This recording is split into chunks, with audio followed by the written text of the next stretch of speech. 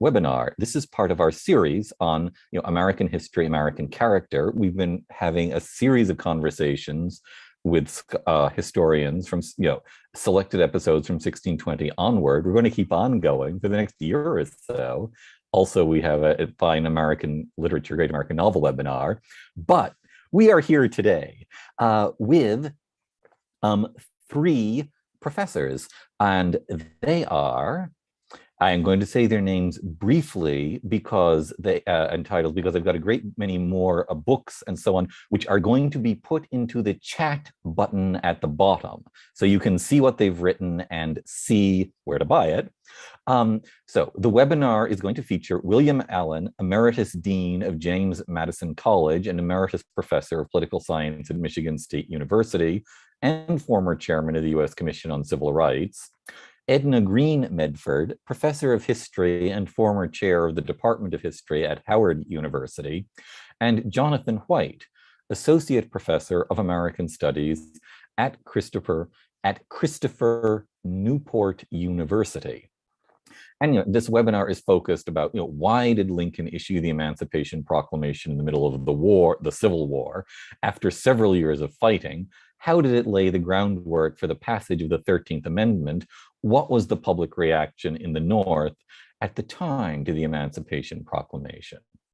Now, I should say immediately, Dr. Allen is not with us at this very second. He should be logging on soon. Therefore, the immediate presentation is going to be Professor Medford first, and then Professor White, and hopefully Professor Allen logging in soonest. Whenever they will each speak for 12 to 15 minutes, there will then be a conversation, guided, moderated discussion, ideally answering as much as possible, me conveying on the questions of you, the audience, which you should add either via the chat or the Q&A buttons. I'm simply going to pick them as just seems fun and makes for good conversation, not in the order they're received. And if your question is not answered in the course of 90 minutes, send it to me afterwards, randall@nas.org. I will pass on your question to the professors so they have the option of answering you directly. And in any case, this thing is all recorded. You'll be able to watch it for posterity on the National Association of Scholars YouTube channel. So having said all that, Professor Medford, may I ask if you'd be so kind as to begin? Absolutely. Thank you for the opportunity to speak briefly this afternoon. I must say at the outset that I paid absolutely no attention to the instructions about what this program was about. I will be talking about the Emancipation Proclamation, but from the perspective of Lincoln's motivations and its meaning, both to Lincoln and to the beneficiaries of that proclamation. So, those of us who study Lincoln understand that he was a very complex individual. And we know that when we're studying him, we don't get black and white, no pun intended. There are a lot of gray areas with Lincoln. And the same thing is true in terms of the proclamation. There has been a debate for eons about what Lincoln meant by the proclamation, why he issued it at that point, what was his motivation, what were the meanings of the proclamation for him. And so, as human beings, we don't like to look at gray areas, but we do have to do that throughout our study of history, but especially for Lincoln. If we look at the language of the proclamation, we see how complex it is. It's always been considered an ineloquent document. It doesn't look like most of Lincoln's speeches and his writings. And of course, he meant it to be something very legal because he wanted it to hold up, at least until the end of the war.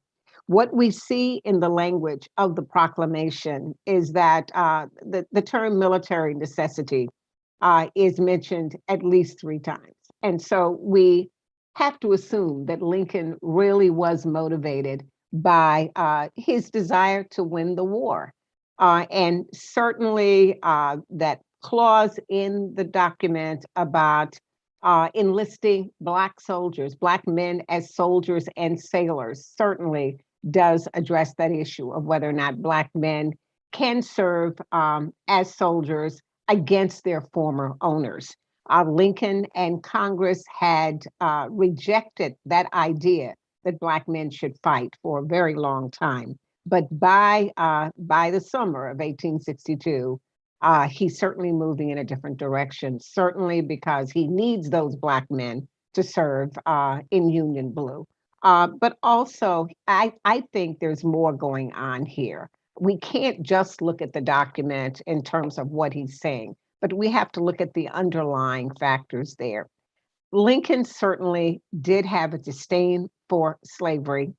We do know, however, that he was wedded to the Constitution and would not have done anything that tread on the rights of the people as property owners. But he also knew, at least by 1862, that there were certain things he could do to help the Union in its cause, while also doing the right thing by at least stepping forward in terms of the eventual ending of slavery. And so he does that. Does that mean that Lincoln weighed the end of slavery, freedom for Black people, over preservation of the Union? He did not.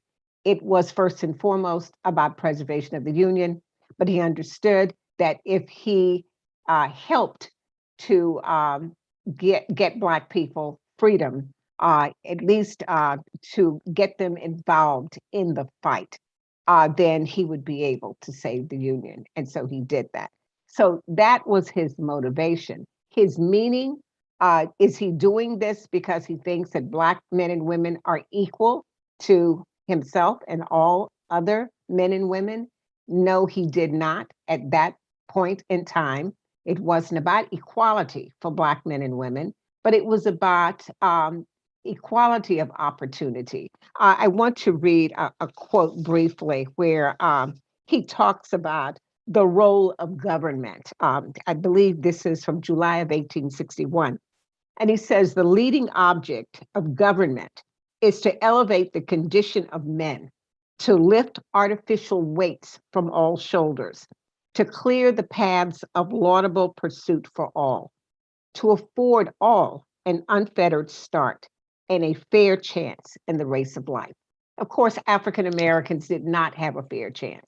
And Lincoln understood that as long as slavery existed, they would not have a fair chance. And so he saw issuing the proclamation as the beginning of perhaps as opening the door for African Americans to have a fair chance. That didn't translate into equality, but it was about equality of opportunity. African Americans who benefited from the proclamation, however, had a different perspective on it. They believed, even before Lincoln issued the proclamation, that he was going to rescue them from slavery. Frederick Douglass famously said that Lincoln was given credit for things he didn't have a right to. And one was that the enslaved people saw him as a savior, as someone who would come to their rescue, and that he hadn't earned this before the Emancipation Proclamation. African Americans believed that the proclamation, in promising freedom, was also promising equality. And to them, equality and freedom meant four very important things. It didn't just mean freedom from slavery, but it was also their opportunity to pursue economic independence. It was about getting an education for themselves and for their children.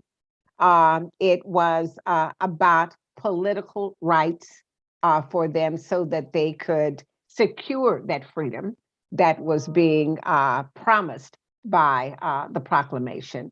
And of course, it was also, it was about land ownership. So land ownership, of course, was very much tied to the idea of economic independence. And it was about being able to parent one's children and protecting one's wife without interference from white men. That was extremely important to a people who had never been able to, they never had self-determination, and they were never able to control their own households. And so that was extremely important to them. Secondly, I think, was the economic piece. I know that a lot of historians spend a lot of time talking about political rights, Black men who are fresh out of slavery wanting political rights, and they did, but not as much as they wanted economic independence.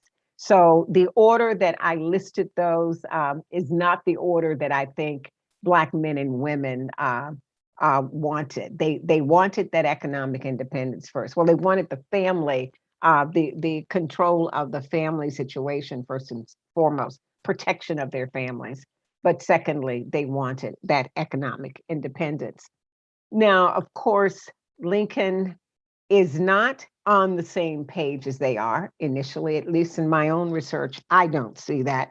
I know that there are others that do. But the important thing is that by the end of his life, by the time just before the assassination, Lincoln is moving in that direction.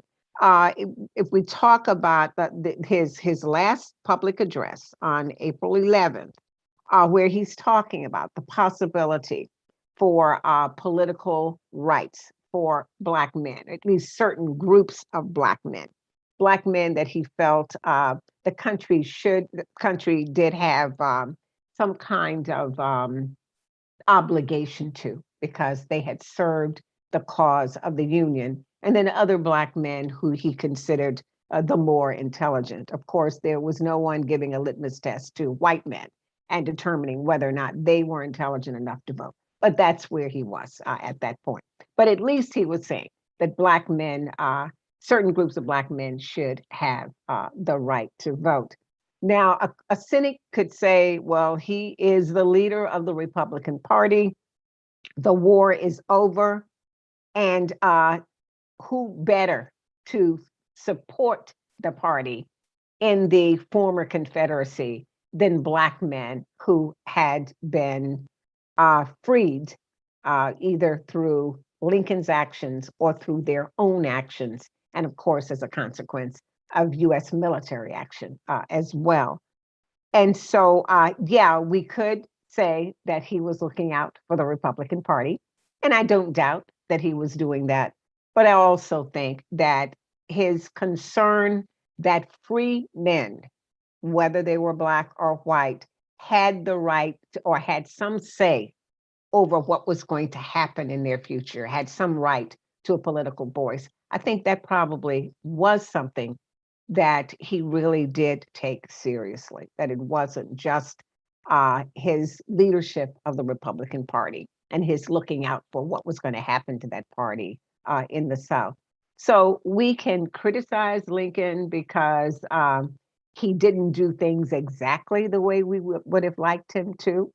But we also need to acknowledge that he certainly moved further than certainly any president had up to that time, and was willing to commit to equality of opportunity, whether that meant social equality and full political equality. We can't say with any kind of, we can't absolutely be certain about that.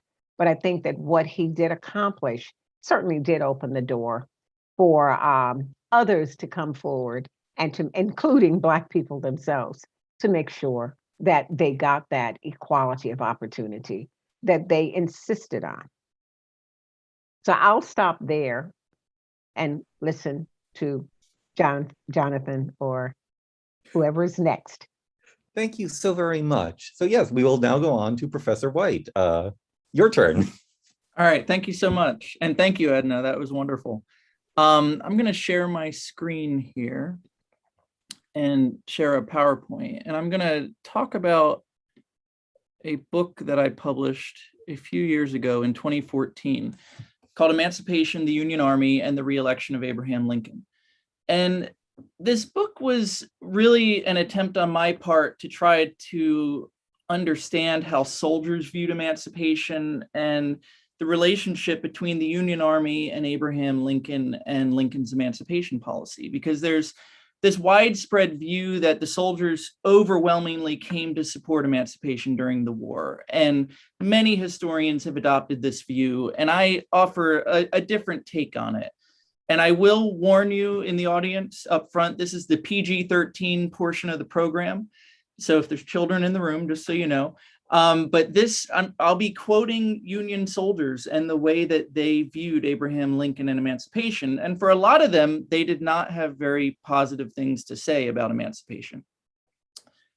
Now, let's see. One of the things that I think is really important for understanding about Lincoln and emancipation is that Lincoln was very interested in shaping public sentiment. He believed it was important to help the public understand things from his perspective and to pull the public along. In fact, in the first Lincoln-Douglas debate in 1858, Lincoln said this: "In this and like communities, public sentiment is everything. With public sentiment, nothing can fail. Without it, nothing can succeed. Consequently, he who molds public sentiment goes deeper than he who enacts statutes or pronounces decisions. He makes statutes and decisions possible or impossible to be executed."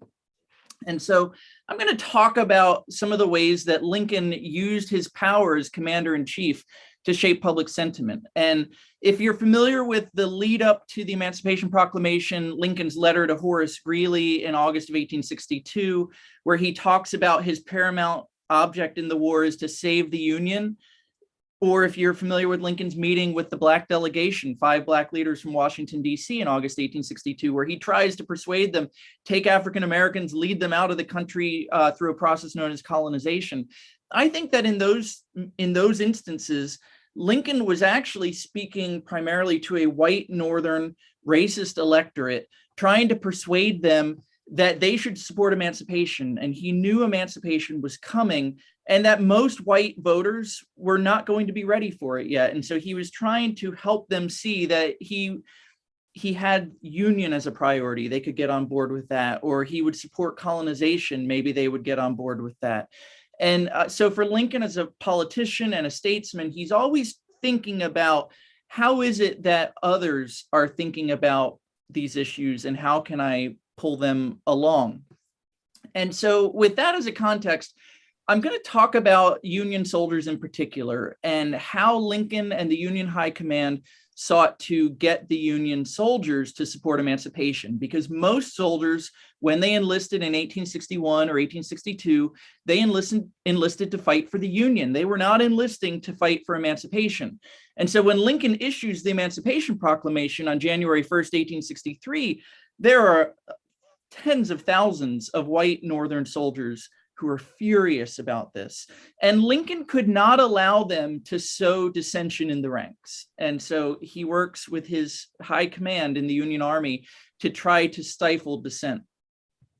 Right after the Emancipation Proclamation was issued, about a month later in February of 1863, General Ulysses S. Grant established what was called a Board of Examiners out in the Western Theater. And the goal of this board was to get rid of officers in the Army who opposed emancipation. And one of the men on this board is the guy you see pictured in a red box there, a red square. His name was Thomas W. Bennett. He was the colonel of the 69th Indiana Volunteers. And he wrote a letter describing this. And he said, "We are having a good time. We will give the Army a good purge and a healthy puke of all copperheads." Copperhead was an epithet that Republicans used to describe anti-war Democrats. And he said, "They are to be kicked out." And then he said that once he and his board had accomplished this work of weeding out the infernal scoundrels, he said, the Army will be purified. And so what Lincoln and the high command in the Army begin to do is start weeding out officers who oppose the emancipation policy. And I'll give you a couple of examples. On the left here, you see a major named Charles Whiting. He was an officer in the 2nd U.S. Cavalry.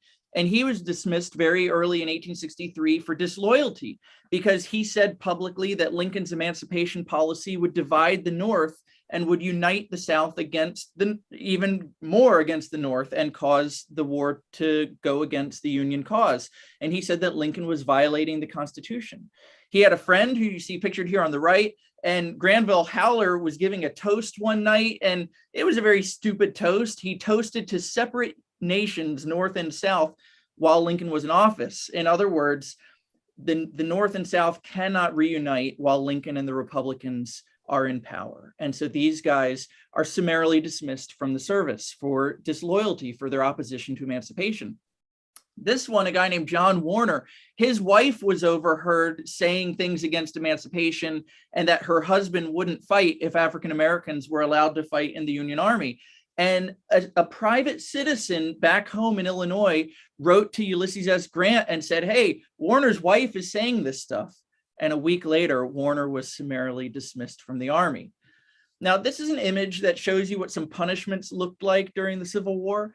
And I'll tell you about how some lower ranked officers were dealt with for opposing emancipation. And you get a sense when you look at this image, if you look from, victim of punishment to victim of punishment, you see that they are very public in their nature.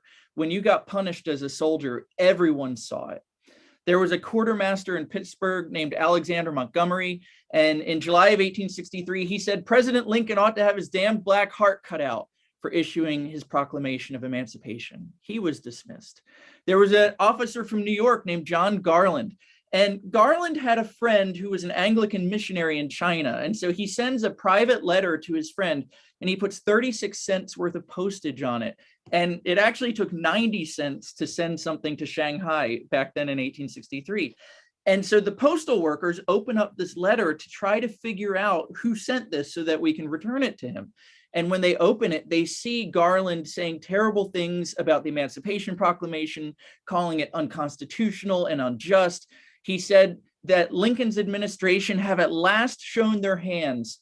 And he said their principles and their hearts are blacker than the N-word they are fighting for. Well, they see Garland's name on this, and so they search him down, they arrest him, they dismiss him from the Army, and they expel him from within Union military lines. Some soldiers were court-martialed for speaking out against emancipation. There was an ordnance sergeant in Washington, D.C., and he said he was no longer willing to fight for the Black Republican and N-word war. And Black Republican was an epithet. It was saying that Republicans want equality for African Americans. And so he's saying, I'm not willing to fight for them. I'm not willing to fight in this, quote, N-word war. And he said the Lincoln administration in Washington, D.C. ought to be blowed to hell. He was court-martialed and dismissed from the service for that. Another guy was court-martialed for saying that you ought to drive old Abe out of Washington and all the old damned abolitionists too. Others called the war nothing but an abolition war. And one said, I will not fight to free the Negroes. And in this particular case, this man said that if he could get a better position in the Confederate Army, he said, damned if I wouldn't take it. Now, military officers had little patience for officers and soldiers who criticized the president or who criticized his war measures. In fact, it violated the Articles of War. There was an article of war known as the Fifth Article of War that said you couldn't criticize the president. And they were particularly upset if these regimental officers and company level officers did this in front of their men, because it might sow dissension. There was one guy named John Gibson. He was a captain in the 114th Illinois, and he was court-martialed for saying that he would rather, he said, sink into hell than fight to free the goddamn Negroes. And then he said, old Abe Lincoln is a goddamned old shit. And I'll pause for a moment and say, I've thought a lot about it over the years. I called my book Emancipation, the Union Army, and the Re-election of Abraham Lincoln. Academics like me usually are not very good at picking book titles. And if I had gone with what John Gibson had said and used that as my book title, I might have had a New York Times bestseller on my hands, but I thought of it too late. I want to tell you just about a few other men who were punished in these kind of ways to give you a sense of how it was that these soldiers, their actions that they did in camp could have ramifications among thousands of men. They were not willing to fight in a war for emancipation, and they were punished very publicly for it. I found an Illinois surgeon in my research who said that Lincoln was attempting to raise a degraded race on an equality with a superior race. And I'll make a small point here in relation to something Edna said. It is true that Lincoln at the beginning of the war, and there's a change in the way Lincoln treats African Americans during the war, I think. And at the beginning of the war, he is not fighting for social equality for African Americans, but as the war progresses, he begins to accept the idea that African Americans do deserve political rights, as Edna alluded to, and even some forms, not all social equality, but some forms of social equality. And but Lincoln's Democratic opponents, they see him as being in 100% to be fighting in a war for social equality for African Americans. And so when they see that, they say, we are not willing to fight for that. And they say so publicly, and Lincoln has them punished. And so two final examples I'll give to just sort of illustrate this point. There was an officer from Missouri, his name was Howard Fitzsimmons. And he said, the Army of the United States is engaged only to free Negroes. And he said, rather than do that, for my part, the Union might go to hell. Now, again, Lincoln can't have officers speaking this way in front of their men. And so this man is arrested, he's court-martialed, and he's sentenced. And he gets a very public sentence. These are the words of his sentence: to be reduced to the ranks, to have his stripes taken off at regimental dress parade, and the sentence be read before the whole regiment in line. And so if you look at this picture here of this man being punished, that's what happened to an officer who spoke out against emancipation, who said that Lincoln was making a war only to free African Americans. And he would be punished publicly. And what does that do? That teaches every other soldier around, I better either get on board in fighting in a war for emancipation, or I ought to bite my tongue and not speak out publicly against it. The last example I'll give of this sort was a private named Philip Kurland, and he was an Iowa soldier. He fought in the 11th Iowa.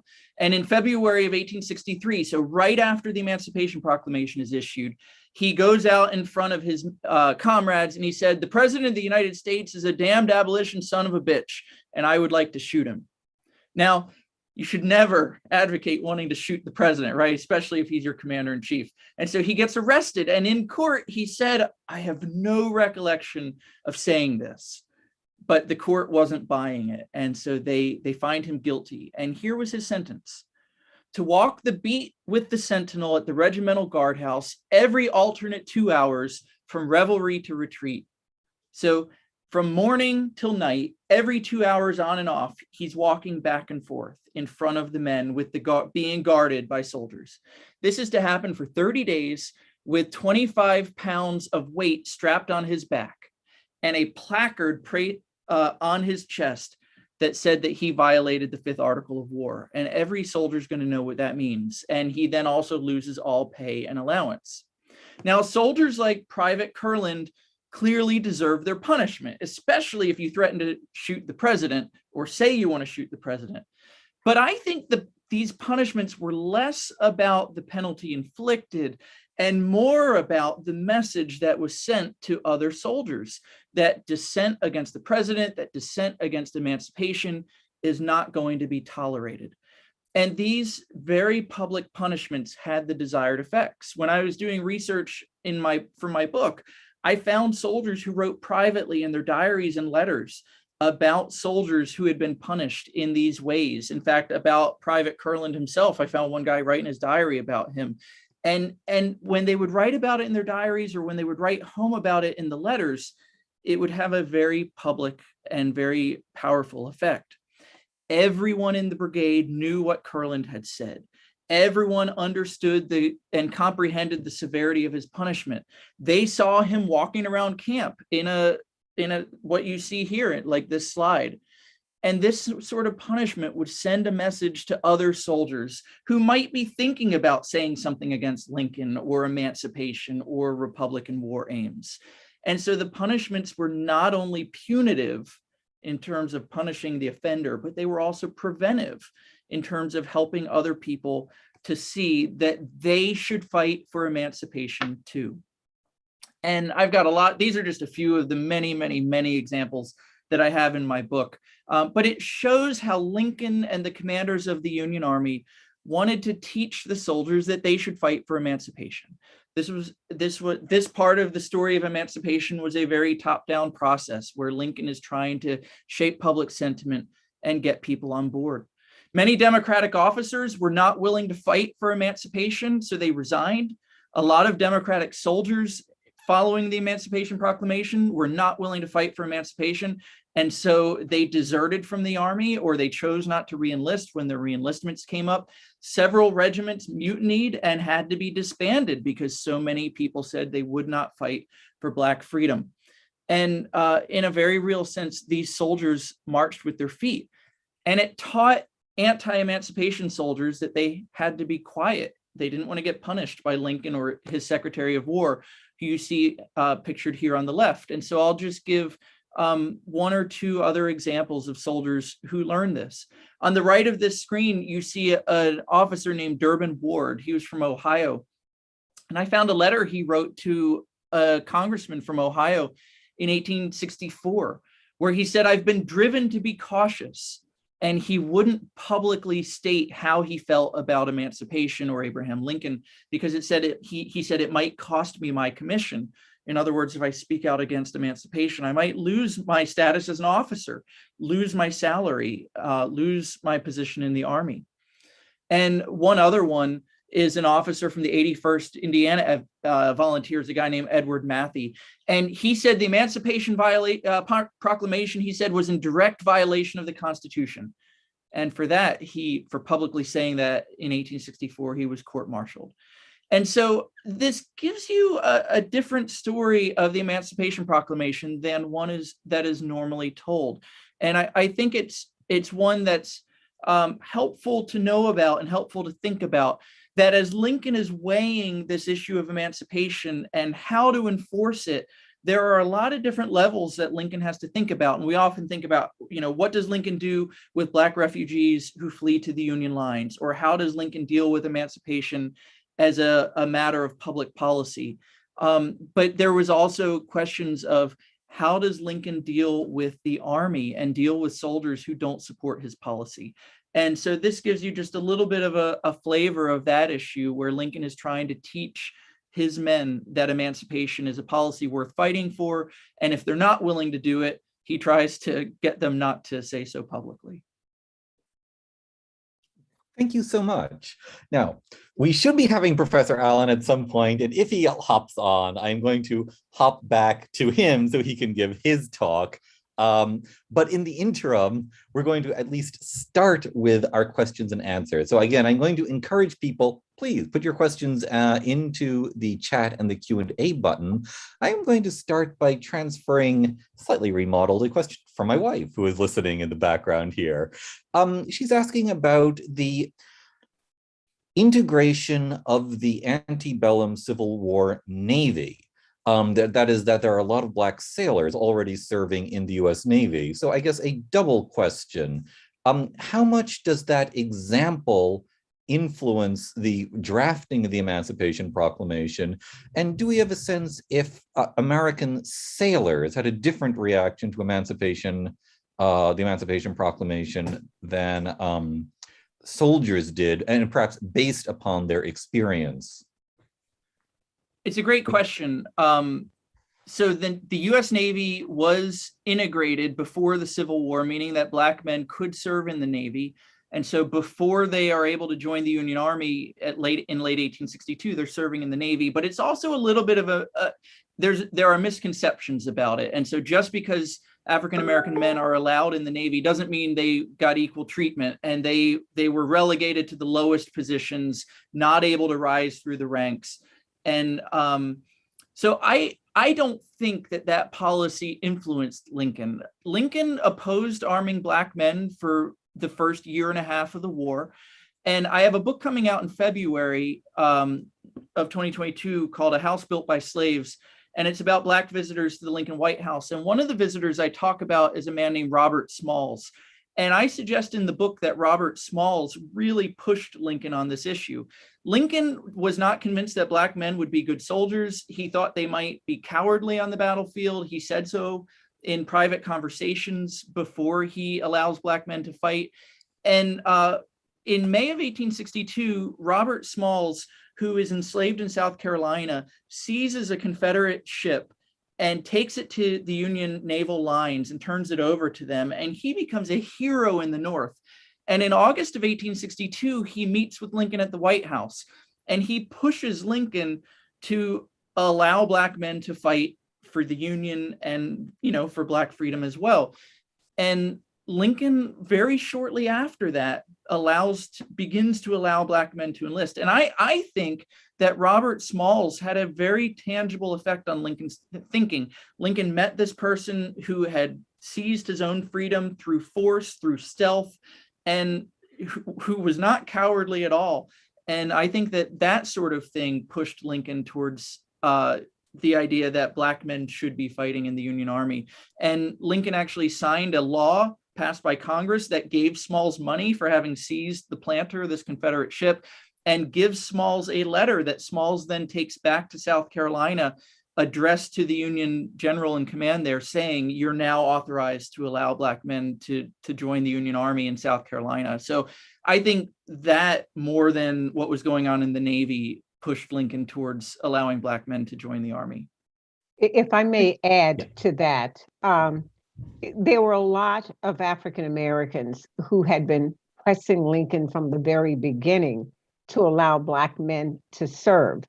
They were even, Black communities were even willing to provision these men to serve. They were willing to get the equipment for them to do whatever was necessary, because they recognized, as Douglas said, once you allow Black men to serve in the Union Blue, you could not deny them the rights of citizenship. Lincoln and Congress was not willing to consider granting Black men the right to serve, because they didn't want to make this war about freedom for Black people. But once I think Lincoln and Congress understood that they needed Black men to save the Union, then they were willing to compromise and go this route. Yes, he didn't see Black men as being brave enough, but he should have understood that Black men had fought in America's wars. Black men were in the Revolution. Black men were in the War of 1812. There was nothing cowardly about them. So I think the real story was understanding that you cannot allow men to fight for the nation, and then the nation turns its back on them and gives them nothing. Can I follow up on that? In the spring of 1864, there are at least 3 delegations of Black men who go to meet with Lincoln at the White House. And the first ones to come are in March of 1864. It's 2 free, very light-skinned Creoles from New Orleans. And they bring a petition that was signed by 1,000 men, including 28 Black soldiers who had fought with Andrew Jackson at the Battle of New Orleans in 1815. And in the petition, they say to Lincoln, we think that the free, wealthy, elite Black men of New Orleans should be given the right to vote because we served in the Revolution and the War of 1812. We are supporting the Union cause now. And Lincoln meets with them in his White House office on March 3rd, and he says, essentially, I agree you should have the right to vote, but this is not a military question. I can't do anything about it as president. That's something for the civil authorities in Louisiana to handle as you do the process of Reconstruction. And he says to them, if you can come up with a rationale that shows how there's a military necessity for Black men voting, then I will support it. So they go away and they think about it. And a week later, on March 10th, 1864, they write out an addendum to their petition. And they change 2 aspects of it. They change their ask, and they say not only should the elite, wealthy, free, light-skinned men of color be given the right to vote, all African-American men should be given the right to vote, again, because of the military service. And then they tweak how they justify it. They say that, I'm paraphrasing here, but if you look at the South, almost every white Southerner is disloyal, and almost every Black Southerner, in fact, every Black Southerner is loyal. And if you think about the process of Reconstruction, what is going to secure loyal government? It's not going to be giving the vote to white Southerners who've been Confederates. It's going to be giving the vote to Black Southerners. And so they press him and say, give us the right to vote as a way of winning the war and securing the peace. And Lincoln looks at this argument and he accepts it. And a few days later, on March 13th, he writes a letter to the governor-elect of Louisiana saying that we should give African-American men who are either educated or serving in the army, so the restrictions that Edna discussed earlier, we should give them the right to vote, he says, as a way of keeping the jewel of liberty in the family of freedom. He said, in case in some future trying time, it should be necessary to do something about maintaining freedom. And I think what Lincoln had done was, these Black men from New Orleans had said, give us the right to vote because that is how we sustain the peace. That's how we win the war and sustain the peace. And Lincoln came to see that you want to have a good Reconstruction that brings about peace and equality. It's going to be African Americans having a voice in the government. He meets with 2 other delegations of African Americans, including a number of former slaves. They have very similar conversations that spring. But it's not for another year, as Edna pointed out, though, that Lincoln will support Black suffrage publicly. But by the spring of 1864, he's working behind the scenes, at least, to try to, again, shape the way civilian leaders are able to deal with this question in the South. Thank you. I'm actually going to do another question about audience, if I may. To what extent was the Emancipation Proclamation crafted with a Southern audience in mind, white and Black, free and slave, and what effect did it have on white and Black Southerners in the course of the war? Edna, do you want to start this one? Sure. It had everything to do with the Southern portion of the country. Lincoln issued the proclamation first and foremost because he understood that first of all, he's attempting to separate the Confederacy from a very powerful labor force. Black men and women continued to work in the Confederacy, not of their own free will, of course, but they're continuing to work in the Confederacy. They're still growing the food. They're in the munitions plants. They are doing everything that makes it possible for white men to be freed up and serving as soldiers. And so what Lincoln is doing is he's telling the Confederacy, he's telling Black men and women, first of all, you need to, I'm going to issue this proclamation. You now can leave without worrying about what your status is going to be. Black people had been leaving long before Lincoln issued the proclamation, but the proclamation gives them the assurance of the most important leader in the nation, in what is the nation, the North at least, that it is okay for them to leave the plantations, that they're not going to be returned. And what it does as well, and I think it's something that we don't pay enough attention to, even those people who don't leave the Confederacy still do everything in their power to tear down the institution of slavery while they are in place. So they are not going to work like they had before. They are emboldened. There are instances where some Black men are actually taking horses from their owners and they're riding around the countryside, terrorizing the white people who are still left behind while the younger men are off at war. So they are playing a very prominent role as well. And it's telling the South, you're not going to win this war. We have now made it possible for your enslaved laborers to leave. And when we come through as the Union or the Navy, we're going to liberate these people. So you're going to be separated from your most important power, the thing that gives you power in this war. It's not just the white soldiers, but these Black men and women who are continuing to work. They're still growing cotton. They're still doing all these other things. So it was very much something that he was addressing to the South, to the Confederacy specifically. Yeah, and I'll add to that, Lincoln and other anti-slavery politicians in the antebellum period had this concept that when an enslaved person got to free territory, got to a free state, they became free. And what the Emancipation Proclamation does is it takes that free territory into the Confederacy. As the Union Army moves forward, the land that they hold, that they occupy, that they seize is now free territory. And so if an enslaved person flees from the plantation and makes it into Union Army lines, they are now, according to Lincoln, by law free. And that was an idea that anti-slavery folks and abolitionists had accepted for a long time. Now they finally hold the presidency, and so they're able to put that into practice. The other piece that I think is very important for thinking about Lincoln's message to white and Black Southerners is this. He speaks, in a sense, directly to them in one short paragraph. He says, "I hereby enjoin upon the people so declared to be free to abstain from all violence, unless in necessary self-defense." And so I think that's this wonderful line where Lincoln is saying to them, essentially, abstain from unnecessary violence, but if you have to use violence to obtain your freedom, you can. And I have found court-martial records, military trial records at the National Archives where former slaves used violence against their former enslavers, and they get convicted in a military court, and Lincoln pardons them because his Emancipation Proclamation said, if you need to use violence against your former master, you can do that.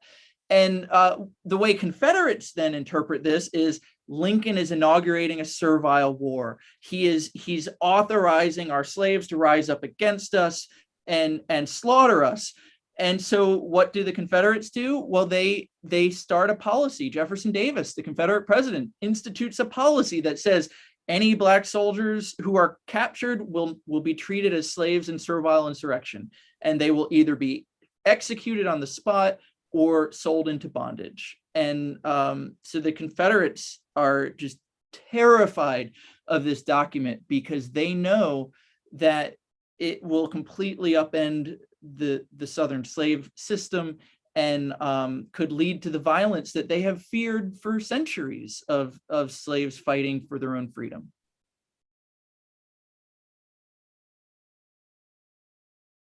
Thank you. I just had to unmute myself. I have a question from Karen Conner. Do you think the majority of Union soldiers who resigned over the Emancipation Proclamation went on to fight for the South, or did their beliefs in preserving the Union remain strong enough that they could not take arms against the United States? I'm going to actually, I'm going to expand that question a little bit. Sure. Do you have any sense of the proportions of actual sentiment about the Emancipation Proclamation in the Union Army? Yeah. And given that they were not being allowed to say it because for fear of punishment is obviously difficult, but right. Do you have any sense? So I'll answer her question and then yours. A very, very small number that I found went and joined the South. So there are some, but I'm talking, I maybe found 10 cases where soldiers left the Union Army and joined the Confederate Army. So that's very rare. Most of them go home.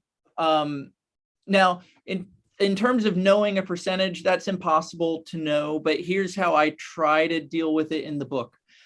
In 1864, most of the Union states, 19 northern states, allowed soldiers to vote. This was the first instance on a large scale of absentee voting in American history. And ultimately, about 156,000 soldiers vote in 1864. Out of that 156,000, 78% of them voted for Lincoln. And so most historians have argued, well, 78% of the soldiers voted for Lincoln. Clearly, they supported Lincoln and emancipation. And that's the end of the story. And what I suggest is that there were a lot of soldiers who chose not to vote. And it's impossible to know voter turnout with precision. I try to estimate it in the book, but I essentially suggest that if you try to factor in a conservative estimate of voter turnout, it's really close to maybe 50% of the soldiers who were eligible to vote actually voted for Lincoln. And I found many cases of Democrats in the Army who say, I'm not willing to vote for Lincoln because he's an abolitionist. I'm not willing to vote for the Democrats because they're traitors. And so I'm going to sit this one out. And so I think a lot of scholars have just sort of accepted the 78% statistic and said 78% of the soldiers came to support Lincoln and emancipation. I think it's probably maybe a little bit above half of the soldiers came to support Lincoln and emancipation. I found some instances where Democrats voted Republican because in those days there was no secret ballot. And so when you vote, everyone around you sees how you're voting. And I found several who wrote home to their family and said, one said, I'm going to be as black as the darky, meaning I'm going to vote a black Republican ticket. Why? Because everyone around him would see it. And so even though he was a Democrat and opposed Lincoln, he voted Republican. I found instances of Confederates who captured Union soldiers, put on their blue uniforms and went into the Union camp and voted Republican. They didn't support Lincoln. They did it to prove a point that they could do it, even though they were Confederates. So I think the election is, I could talk for too long about it, so I won't, but it's a very complicated thing. And I think when you begin to look into some of these interesting anomalies, you see that the soldiers were not monolithically supportive of emancipation. They were still clinging to these white supremacist ideas about the inferiority of African Americans, not wanting to fight for emancipation, not wanting to vote for an emancipator. And so I think probably about half by 1864, probably 50 to 60% supported emancipation. But that leaves a lot of soldiers who don't. Professor Medford, addition to that?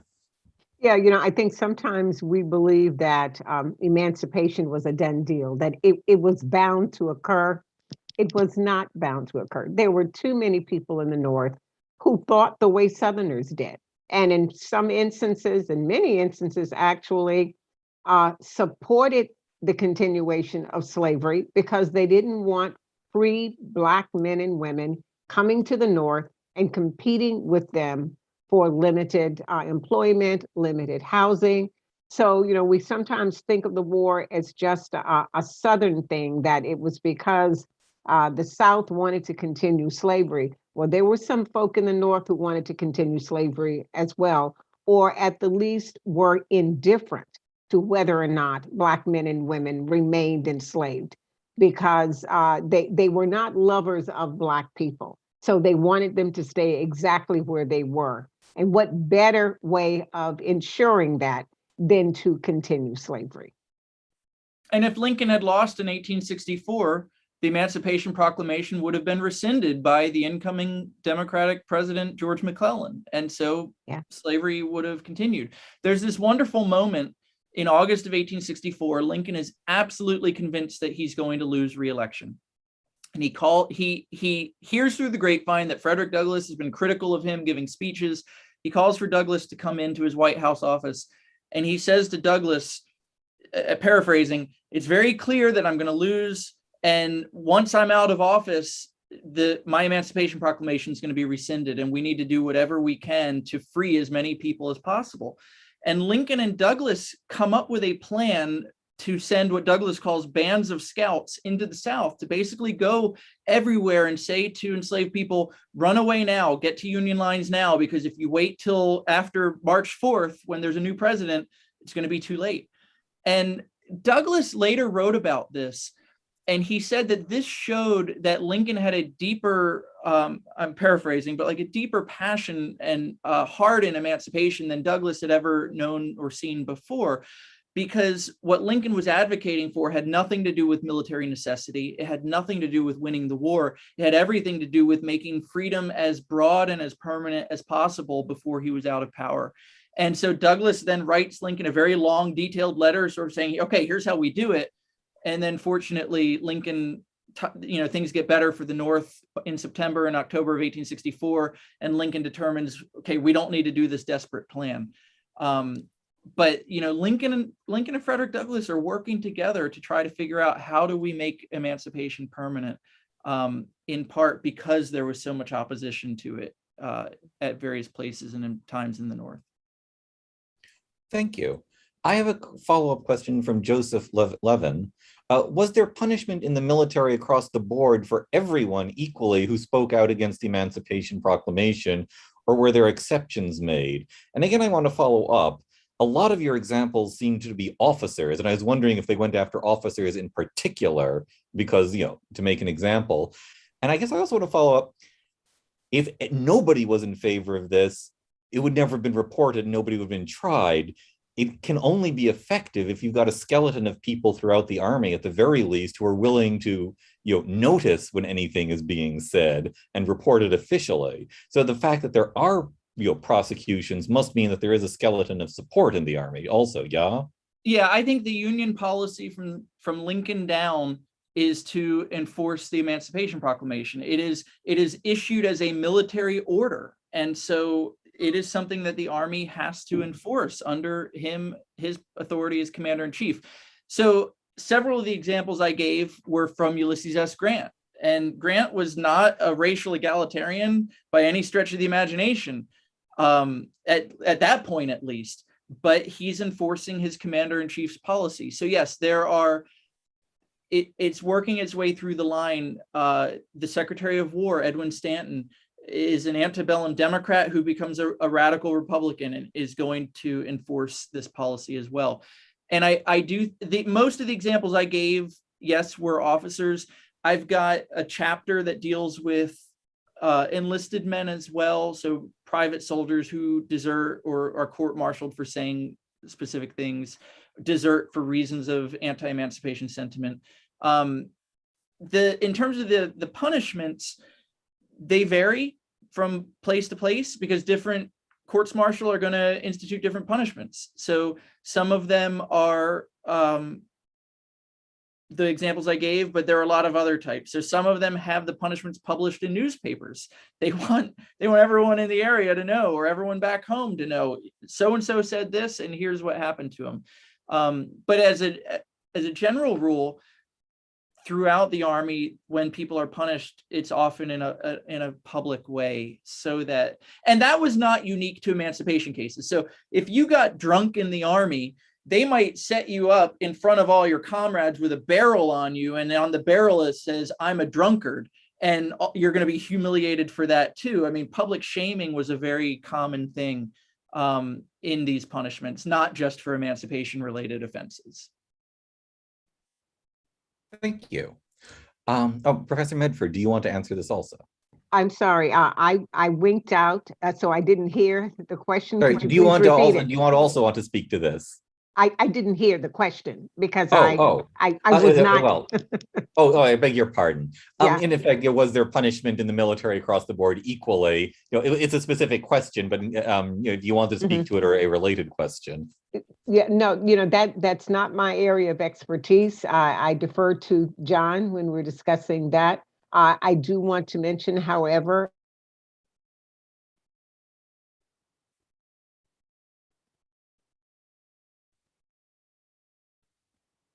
Oh, did we lose her? Sorry, still frozen? Yeah. Okay, sorry, I thought that was just me. Connectivity problems. Yeah, we lost you for about 30 seconds. Oh, okay. So if I have a moment just to say. Oh.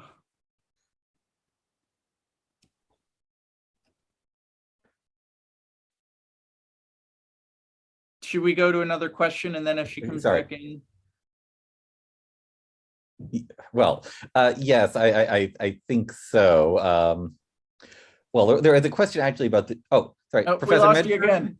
We lost you again. Can you, if you can speak, but maybe also type your answer just in case we lose you again? Okay, great. I'll do that. You can go on to the next question. There was a question about the timing. Paul Klein. I read that Lincoln was waiting for a Union victory before issuing the proclamation that Antietam gave him that victory. Is this correct? And I'll actually direct that to Professor Medford, since. Yeah, Lincoln apparently was ready to move forward in the summer, but he had broached the subject with his cabinet, and not everyone was in agreement that it should be done immediately. One of them said, we don't want to make it look like the government is stretching out its hand to Ethiopia. So what they were saying was, we don't want anyone to think that we're doing this because we need these Black men.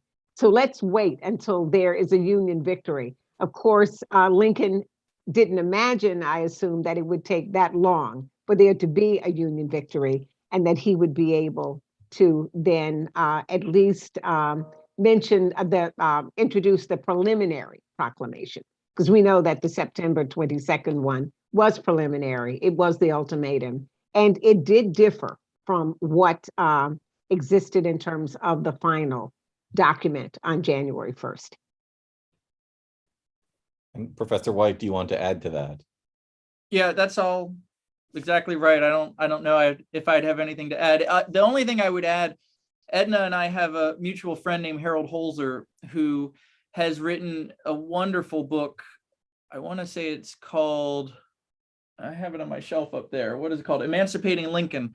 And in that book, he has a chapter where he essentially shows that the Emancipation Proclamation was the worst kept secret in Washington, D.C. And even though Lincoln was waiting to publicly issue it, everyone in the know and even some newspaper editors were dropping hints that this thing is coming. And so I highly commend that book if anyone's interested in that particular aspect of it, that yes, Lincoln waited to issue it, but he was talking to everyone. Lincoln even had a Black servant in the White House named William Slade. And Slade's daughter, Josephine, later said that her dad knew every word of the proclamation before it was issued. I mean, everyone knew it was coming. It's just that Lincoln had to wait for that victory at Antietam. And what's funny is Antietam tactically was a draw, but Robert E. Lee had invaded into Maryland, crossed the Potomac River into a loyal state, and then after the fight, returned back into Virginia. And so Lincoln thought, okay, even though it's tactically a draw, we're going to call it a win. And it was enough for him to issue the proclamation. And of course, while he's telling confidants about what he's going to do, he's publicly denying it to everyone who's asking. Yeah. So. Thank you. I have another question from Karen Conair, and I do encourage more questions from the audience. Otherwise, I may have to ask questions myself. It'll be horrible. Why did the Emancipation Proclamation free only the enslaved in states in rebellion, but not slaves in the border states? And I will just push that again. Was there any practical possibility that it could have been extended farther? Or indeed, any practical possibility that it could have been narrowed further? Edna, do you want to go first? Sure. Lincoln's argument was that he only had, this was about his feelings about the Constitution and constitutional protections. We know that the Constitution protected property. Enslaved people were legally property. But as commander-in-chief, in the time of war, the commander-in-chief had the right to do whatever was necessary to quell a rebellion. So property could be confiscated from both the enemy and the friend. And so he was able to use it for that reason. But, you know, we need to remember that there were instances, at least, in which he probably could have extended it, but he did not. And one of the reasons was because in those areas where he thought that there was a possibility that there was enough support of the Union and that these civilian governments could be reestablished, he was willing to do that. I think that in those areas surrounding New Orleans, you know, he might have been able to do more. Certainly in the areas of Norfolk and Portsmouth and Virginia, he might have been able to do that. But, you know, the argument he made was there's only so much I can do because of the Constitution. The Union, the border states were a bigger problem, however. They had never left the Union. They were supportive of the Union, supposedly, unless you're talking about states like Maryland. But I just think more could have been done earlier than it did occur. I just find it fascinating that for the first year of the war, he kept saying there was nothing he could do. But by the summer of 1862, he found a way to do it because it was absolutely necessary that slavery end, because even if, or that at least the process of emancipation started, because if the war had ended and slavery had remained intact, there would have just been another instance in which there would have been a struggle over slavery. So Lincoln understood eventually that you had to get rid of the underlying problem, and that was the institution of slavery. Yeah, I would just add, Lincoln was very concerned about the Emancipation Proclamation being struck down in court. And he was also concerned about what happens when the war is over. And will the Emancipation Proclamation still be in effect if the war is over and it's no longer needed as a war measure? And so he's thinking about those legal issues, as Edna alluded to. So he excludes all of these regions that are under Union control, either in the South that are under Union military control or in the border states that have never left. Because what happens if a loyal slave owner in Missouri sues in the courts and says, well, you freed my slaves, you didn't have a right to? You could have the Supreme Court strike down the Emancipation Proclamation as unconstitutional. And so he did everything he could to try to protect the Emancipation Proclamation from being struck down in the courts. And so he frames it in the way that the questioner asked, excluding these areas, because he, as Edna said, he believed slavery was protected where the Constitution was operating. And there's this very famous story where a slave runs away from a Kentucky owner named George Robertson and flees and finds refuge with a Wisconsin regiment. And this Kentucky slave owner, who was an old acquaintance of Lincoln's, goes after this Wisconsin officer trying to get his slave back. And Lincoln actually offers his old acquaintance, George Robertson, $500 and says, hey, I'll give you $500 to purchase the freedom of this person. And some people have looked at that and said, oh, Lincoln wanted to buy a slave. And that's not at all what was going on. It was Lincoln wanted to keep this case out of court. And so he thought, maybe I can persuade this guy, since I know him, like, drop the legal proceedings against this Wisconsin officer if you get the money that you're after. The Kentuckian wouldn't go for it, but it's a really helpful example for thinking about Lincoln frames the proclamation and tries to enforce it in ways that will keep it from getting struck down in court. And then at the end of his life, his priority number one is getting the 13th Amendment through Congress so that the Constitution officially says no more slavery. And that way he doesn't have to worry about the Emancipation Proclamation being struck down after the war is over. The only other thing I'll add, Lincoln, as Edna said, fully recognized that Southern states had the authority to regulate their domestic institutions. So he grants them that they have a right to a constitutional right to own slaves. At the same time, Lincoln did something, maybe it was just semantics, but I think it was more than that. He argued that the Constitution never recognized slaves as property. And in his speeches in the 1850s and into the 1860s, he always points out that the Constitution, whenever referring to enslaved people, refers to them as persons, not as property. And so there is this interesting balance where, on the one hand, he recognizes the Southern states' rights to have slavery. On the other hand, he tries to make the case that enslaved people are persons and not property under the Constitution. Thank you. I will move on to another question, if I may, from Rod Ross. What impact did the freeing of the slaves in the Sea Islands have in terms of an acceptance of what the Emancipation Proclamation was all about? I'll say hi, Rod, and then I know Edna and I know Rod. And go ahead, Edna. The Sea Islands, it was an experiment. It was to determine whether or not Black people who had been enslaved could be trained to be independent economically.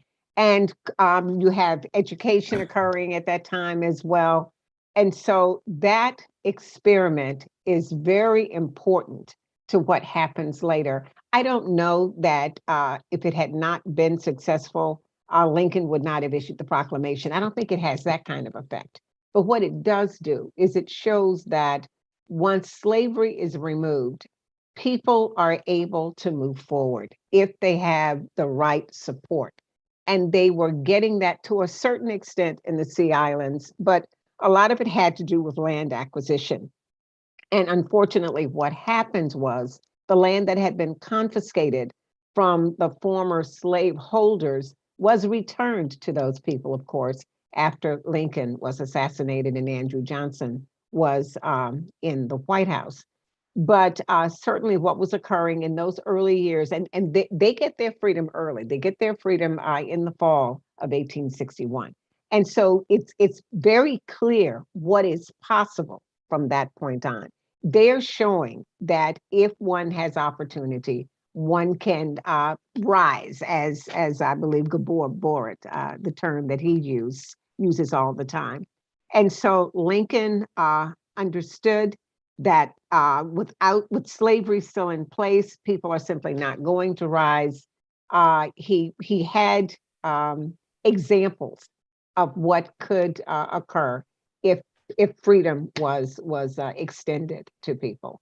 But I just don't think that would have been enough for him to make the determination about whether or not the proclamation should be issued. I truly believe that it was about the state of the Northern military at that time. They recognized that it would be very difficult to win this war without the support of Black men as military, as soldiers. The only thing I'll add is for anyone watching from home, in recent years, there was a Reconstruction National Park site established in South Carolina in the Sea Isles. And I went there for the first time in June. And it's really incredible to be able to go visit the sites. And it gave me a whole different understanding of what was going on the Sea Isles in a way that I didn't get just from having read books about it. But if anyone is interested, there's a classic book from 1965, I think, by Willie Lee Rose called Rehearsal for Reconstruction. And that's what this was. The Port Royal experiment is an experiment to see, can we make Reconstruction work? What would it look like? And so anyone interested should take a look at that book or go visit and see the NPS site. It's really worth a trip. Thank you. I have another audience question. To what extent did Abraham Lincoln have a foreign audience in mind? And I'm thinking above all Britain and then France, in terms of keeping them out of the war, making them more friendly to the Union, and how effective was it in influencing opinion in Britain, France, abroad? Oh, absolutely. Lincoln had European powers in mind. Well, England and France specifically, because they were partners with the South in terms of the economic piece. They were purchasing Southern cotton. But the interesting thing is those societies were wedded to free labor long before. And so you have a division within the societies, at least in England you do. You have the populace that's very much in support of the North when the proclamation is issued, but you have leaders in Britain who think that Lincoln has lost his mind. They say some really harsh things about him. And these are people who are very much connected with business, these are politicians, these are government officials, but they're looking more at the business angle. And also too, we think that just because England got rid of slavery much earlier than the United States did in 1833, at least in its Caribbean colonies, that doesn't mean that the English were in any way egalitarian. And so they were not interested in seeing Black people advance in the United States. And so you have a situation where you've got the people in these countries being very much in support of what Lincoln is doing, but you have their governments not so much so. And you have, if you look at the press during this time in those countries, you see some of the vile things they're saying about Lincoln and the Republican Party and what's happening in America during this period. Yeah, one of the reasons, to connect this to one of the earlier questions, one of the reasons that Lincoln postponed issuing the Emancipation Proclamation was that the spring and summer of 1862 was going very badly for the Union war effort. You'd had the Peninsula Campaign that was right down the street from where I am here in Tidewater, Virginia. It ended in disaster where George McClellan is not able to capture Richmond. And so with the Union war effort going badly, Lincoln's Secretary of State, William Seward, essentially said to Lincoln, if you issue an Emancipation Proclamation now, it's going to look like a Hail Mary to the, I mean, he didn't use that metaphor, but a Hail Mary to foreign powers. It's going to look like a last gasp from a weak position. And that's part of why Lincoln waited for a victory at Antietam to be issuing this proclamation from a position of strength. Throughout the first 2 years of the war, Lincoln is working with at least England on issues related to slavery. In May of 1861, Lincoln tasks his Secretary of the Interior, a guy named Caleb Blood. Why am I blanking on his last name all of a sudden? At any rate, he says to his Secretary of the Interior, I am putting you in charge of ending the illegal transatlantic slave trade. And then William Seward, the Secretary, Caleb Blood Smith, sorry, the Secretary of State, William Seward, starts negotiating with the British minister in Washington, D.C., Lord Lyons. And in 1862, they agree to a treaty that essentially is able to kill off the transatlantic slave trade. So Lincoln is working within his cabinet and then working with British officials to try to end certain aspects of slavery in the world or the slave trade, all the while having to negotiate some of the other issues that Edna was describing.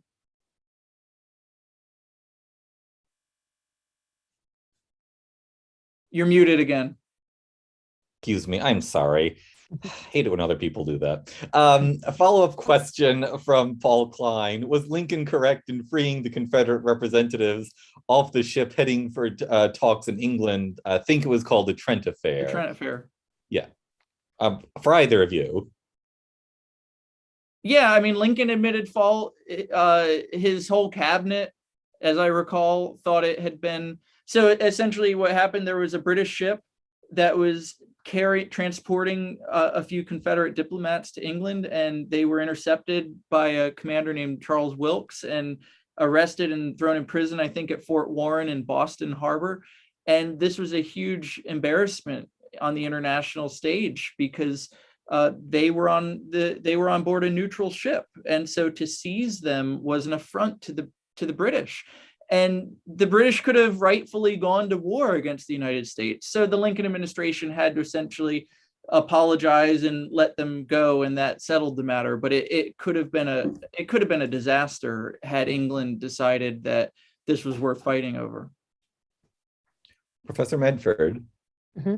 You know, Lincoln did quite a few things that one could question as either legal or perhaps not quite the way we would have expected him to behave. But we need to keep in mind that he was attempting to save a country.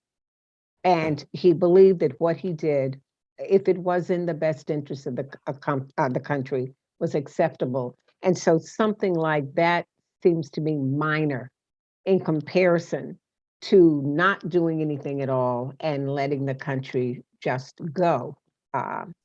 So hindsight is important. We understand what could have happened had he not done certain things during the war, including, perhaps offending foreign nations.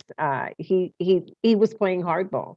And the same thing is true if we're talking about the hard war. He's gotten a lot of criticism for that. But if we look in hindsight at what was done, it seems that every action was necessary to make sure that he got to the place that he needed to be. Thank you.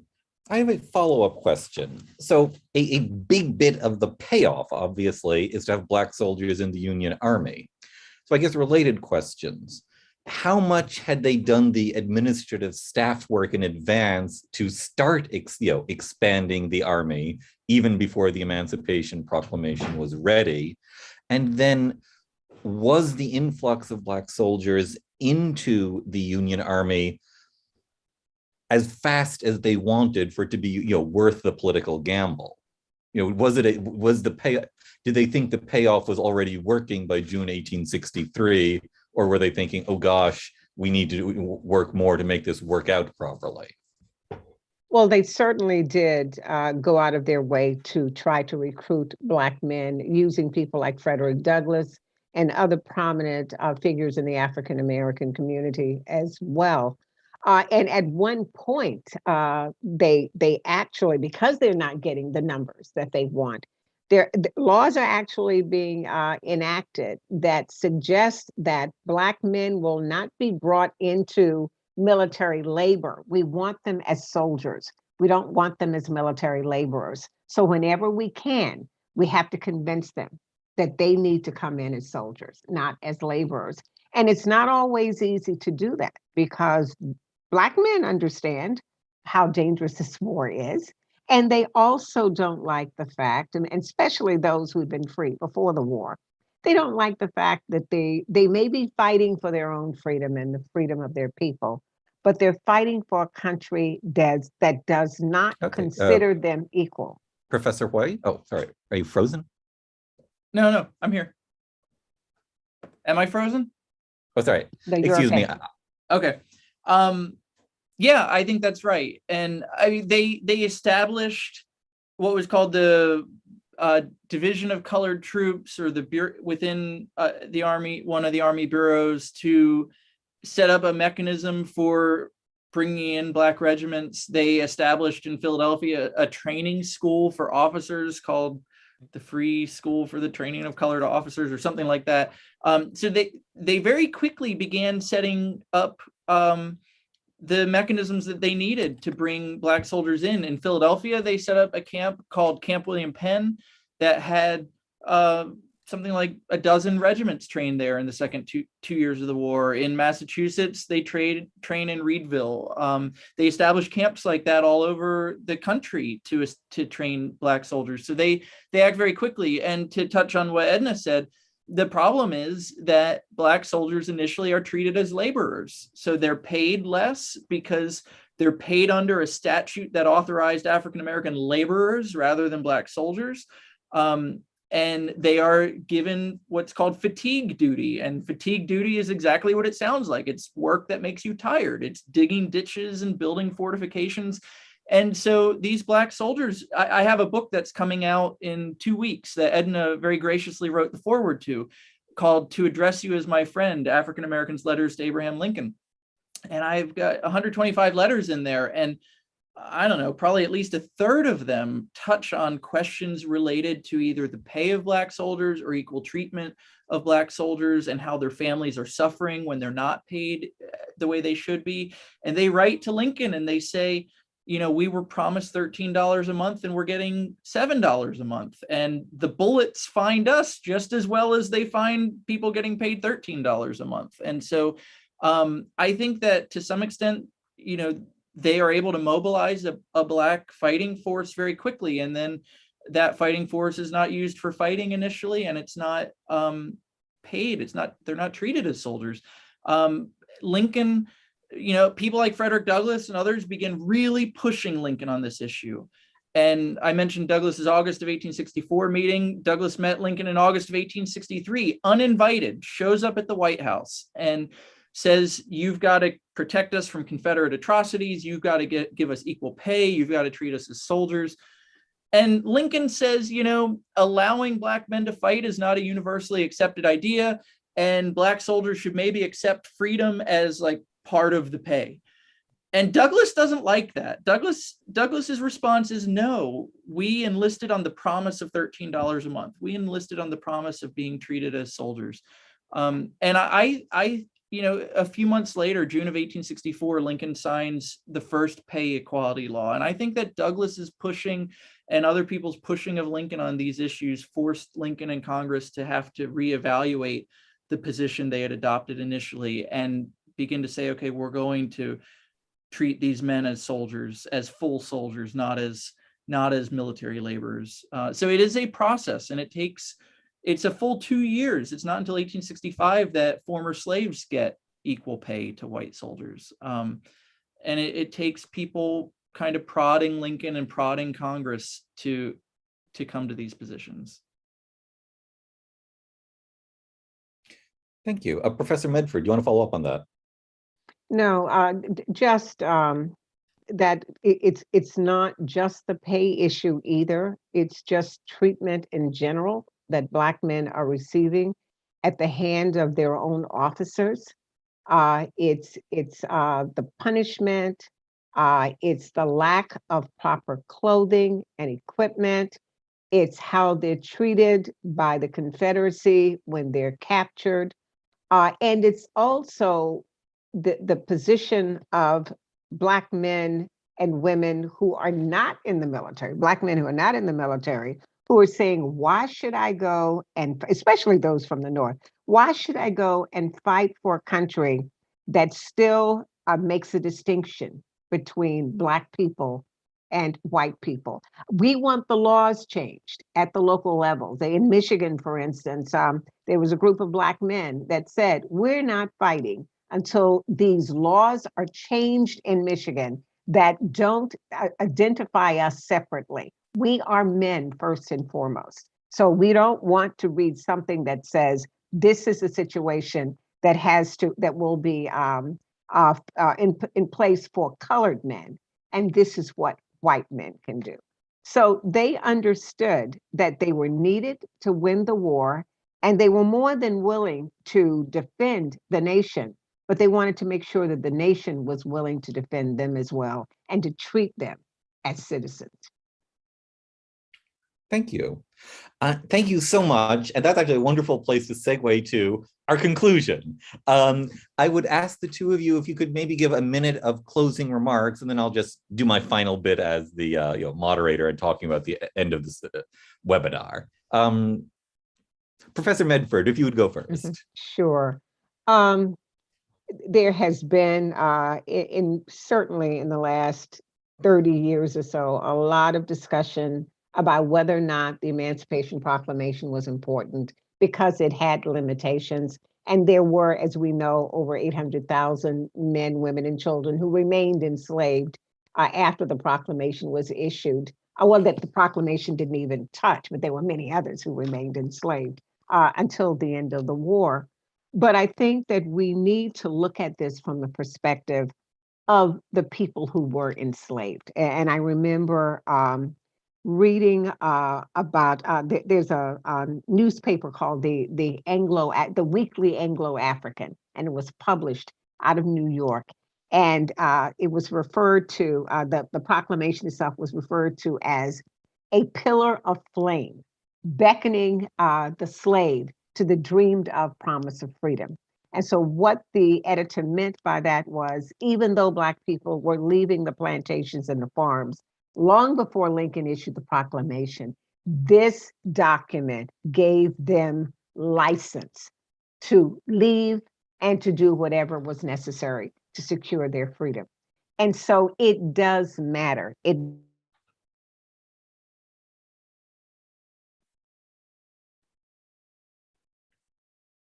Oh, did we lose her? Perhaps. Well, I can. Well, to the audience, we're having connectivity problems. I think we'll go to Professor White, and there'll be a sudden overlap of voices probably in a few seconds.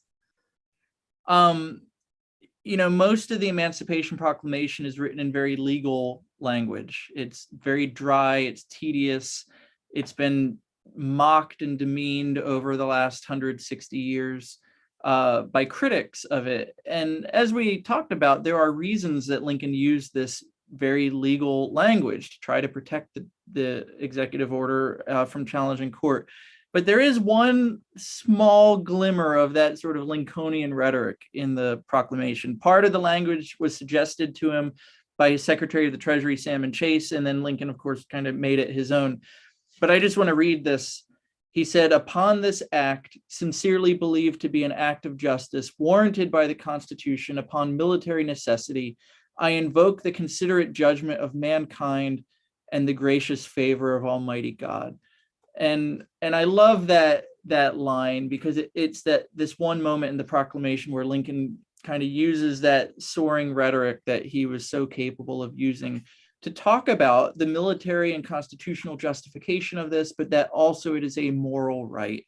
And it may not be seen as a moral right by everyone in his time, but he knows the direction that he is trying to prod the nation to go through the issuing of this document. So thank you so much for having us here today. It's been wonderful.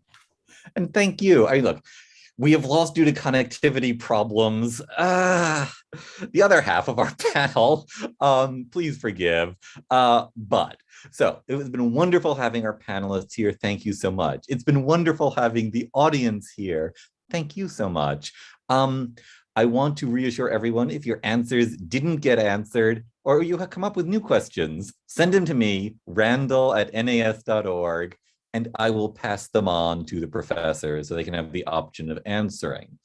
We will have this on the National Association of Scholars YouTube channel within 24 hours.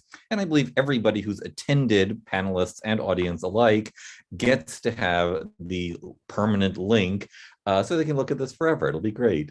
In addition to that, hi, Professor Medford. Professor Medford, I'm sorry. Did you want to finish your closing bit? That's quite all right. I think and you, okay, and connectivity problems again. I'll just continue saying in the middle of freezing. So the webinar series is continuing. I'm delighted to say that I believe our next one is October 26th. That's on Reconstruction. We also have our Great American Novel series, and I believe the next one for that is November 2nd, where I am forgetting immediately which one that is. But the point is, we are doing history and literature webinars. Frankly, normally with better connectivity. So we invite you to come back. All of these webinars have been lovely. One can't even choose between them. So we're delighted to have these professors here for this webinar. We hope you'll come and listen again for the next ones. It's been a wonderful series of conversations about American history and literature. And so I'll just at that point say thank you all again so much.